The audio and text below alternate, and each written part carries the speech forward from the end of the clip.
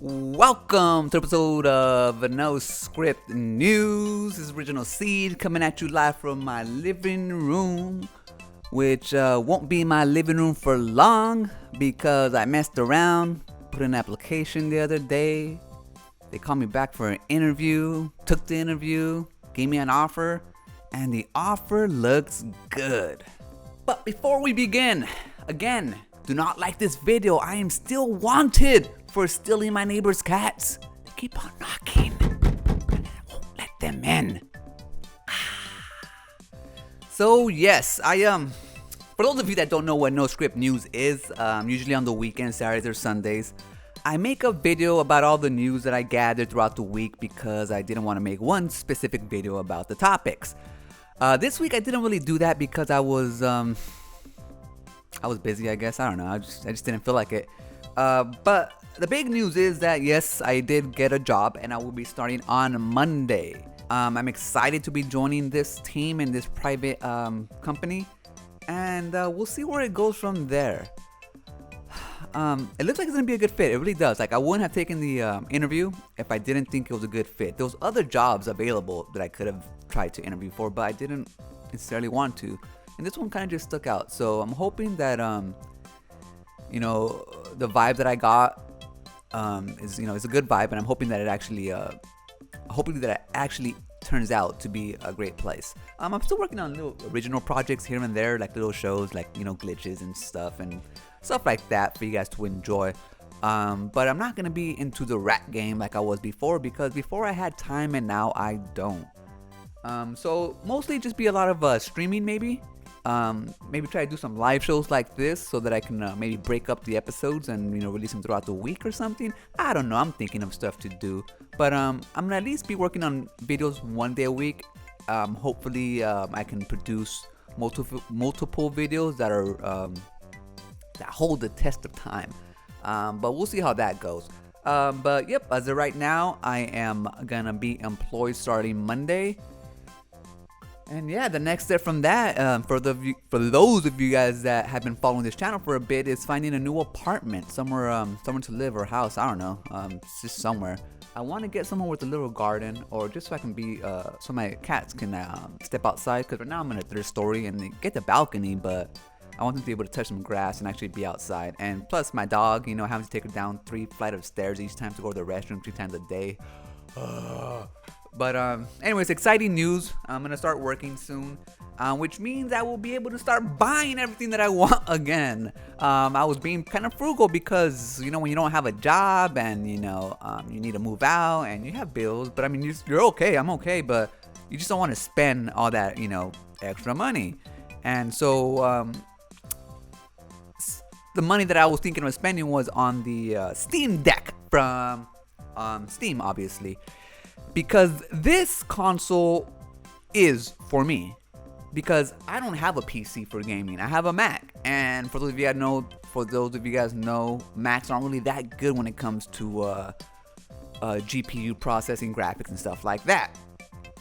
When it comes to my Steam library, it's pretty much non-existent because it's hard to play my games on my Mac. It plays some games, but not all of them. Plus, I have my Xbox, my PlayStation, my Switch. But there are a lot of games that I don't get to play because they're only on PC. A lot of indie games, a lot of cool games. There's a lot of trash on there too, but there's good games too. And that's kind of what got me excited about this Steam Deck. Now, I held off on buying the first round, even though I guess it's gonna launch next year. I thought it was gonna be launching this Christmas, like a stealth launch, but I guess not. But I'm gonna be launching Q1, Q2, and Q3, depending on the console that you get. Now, I want to get the best one, obviously, because the loading is much quicker, supposedly. So I want to go ahead and get that one. But I'm going to wait until the dock comes out, because I don't really play my games on handheld mode. I don't. When I'm out and about for a reason. So the only time I get to play video games, or I want to play video games, is when I'm sitting on the couch on the TV, the way it should be played, I think. So I'm waiting for the dock to come out. Now, they didn't release too much information on the dock, only a like I said, I like to play on the dock, and that's kind of what I'm looking forward to. So I'm gonna wait for the dock to be released. It's gonna be extra money. So I mean, I don't know. It's probably gonna cost me like $800 when you consider the Steam Deck. The most expensive one costs about $640 plus what the dock another $100 plus tax. So I mean, I don't know if it's a good deal. Might as well just get a PC since I'm not gonna be going on the go. But I don't know. We'll see how that goes. But it is exciting to be able to play PC on the go. I mean, they should have done this a long time ago, especially for people like me who don't have a PC. So once the dock comes out, I'm gonna go ahead and get it. Even though I won't play too many games, I mean, at least I'll have the option of playing the games, and that's what I care about most. Just the option of being able to play the games I want. Alright, so speaking of handhelds, the Nintendo Switch OLED, or LED, whatever you want to call it, was announced last week, and it's a total letdown. Especially when you compare it to the Steam Deck. I mean, I give Nintendo props for improving the iteration of the Switch. As time goes further, I guess you can, make the Switch a more desirable console. Little improvements here and there. Get away from old technology and improve it with new technology. But to tell you the truth, it's really just a waste of money for anybody who already has a Switch, like me. Like I told you, I don't play my games handheld mode, so I don't need an OLED screen. I mean, my Switch is always docked. Always docked.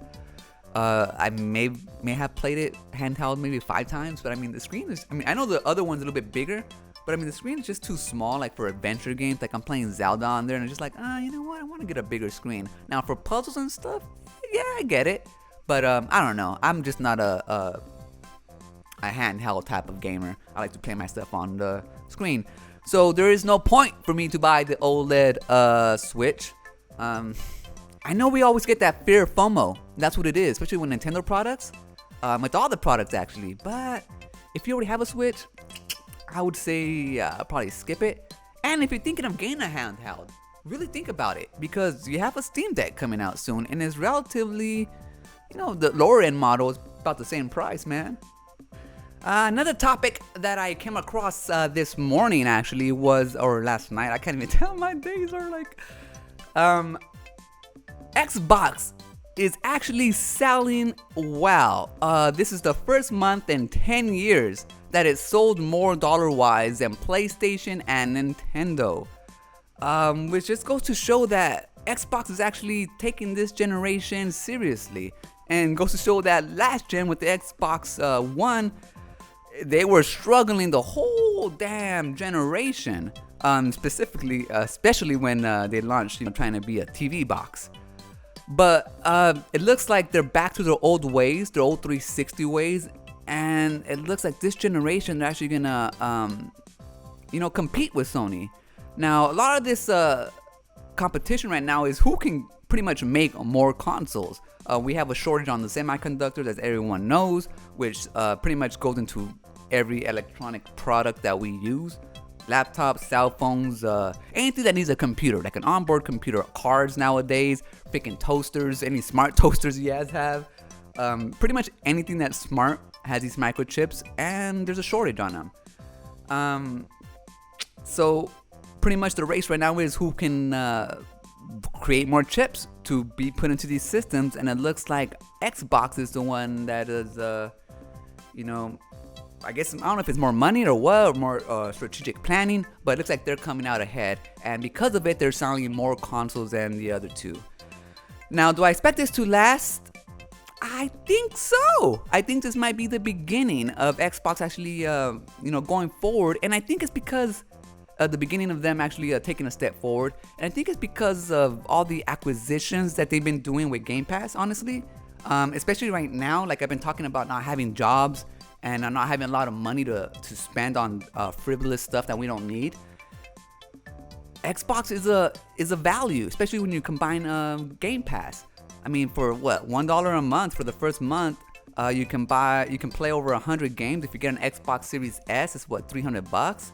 So about $350. You're good for the whole year to have a console and hundreds of games that just kind of get rotated in and out, AAA, indie, and so on. Plus it's a small little console too, so don't take up too much space. I mean, it's just a value. And when you consider that PlayStation is selling their games for $70, and you're like, God damn it, you know, each game I play $70? If you don't have a job, or if you have a job that doesn't pay too well, or if you just have enough money to get by, how can you afford that? I mean, I could afford to buy PlayStation games even, you know, I didn't have a job for a bit, you know, because of savings. But I mean, I just couldn't justify $70, $75, I don't know what tax, per game. It's just like $100 almost per game. Insane. So I still think PlayStation's gonna sell. I don't think it's not gonna sell because, like I said, FOMO, people out there just want one. But in the long run, I think Xbox is, you know, giving you value for your money and actually giving you great games to go along with the great console. And I think that's why it's selling well. You know, people are hearing all these, they're seeing it. They're seeing the value. It's like Xbox and PlayStation kind of just switch spots in each gen. That's what they do each generation. One generation, Xbox is good. The next generation, the freaking PlayStation's good. And it just keeps on going like this. Like, you know what I mean? Just stay focused.